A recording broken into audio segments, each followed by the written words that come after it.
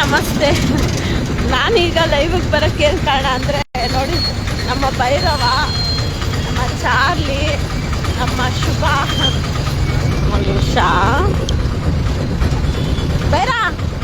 ಬೈರ ಹೆಂಗೆ ಬತ್ತ ಶುಭ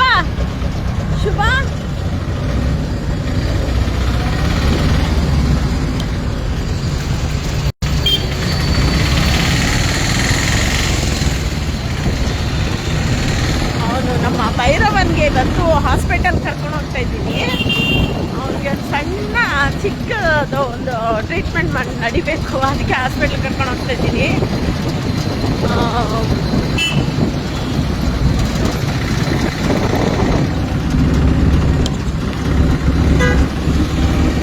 ಚಾರ್ಲಿ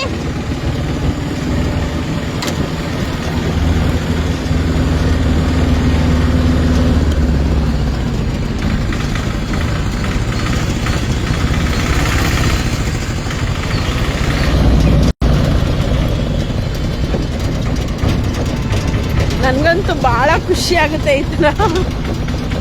ಈ ಥರ ಅವ್ರನ್ನ ಕುಂತ್ಕೊಂಡು ರೌಂಡ್ ಹೊಡಿಯೋಕ್ಕೆ ಭಾಳ ಖುಷಿ ಆಗುತ್ತೆ.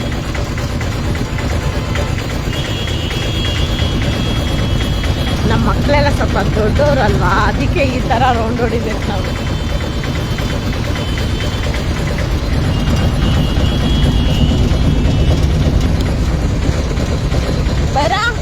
ಭೈರವ ನೋ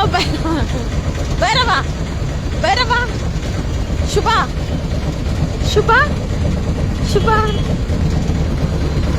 ನಮ್ಮ ಶುಭ ಗೊತ್ತಲ್ಲ, ನಮ್ಮ ಶುಭ 14 years ಆಗಿದೆ ಅವಳಿಗೆ, ಹೆಲ್ತಿ ಆಗಿದ್ದಾಳೆ.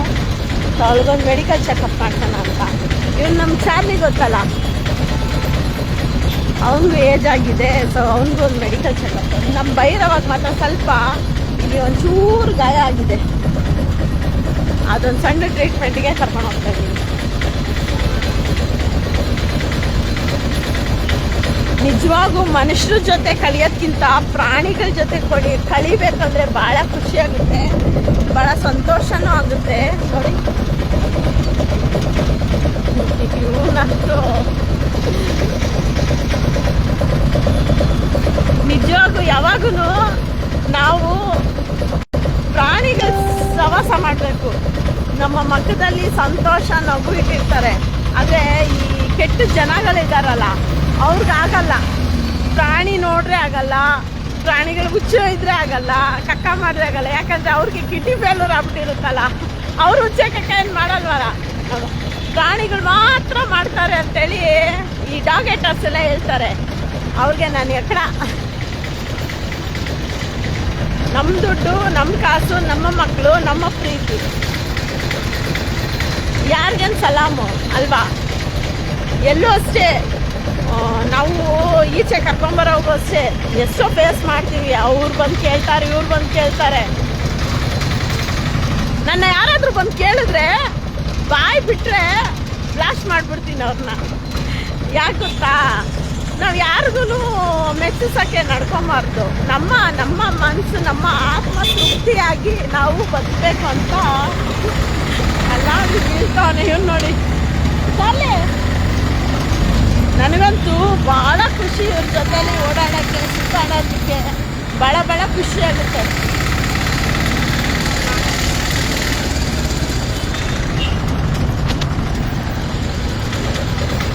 ನಮ್ಮ ಮಕ್ಕಳನ್ನ ಕರ್ಕೊಂಡು ಹೋಗ್ತಾ ಇದ್ದೀನಿ ಇವತ್ತು.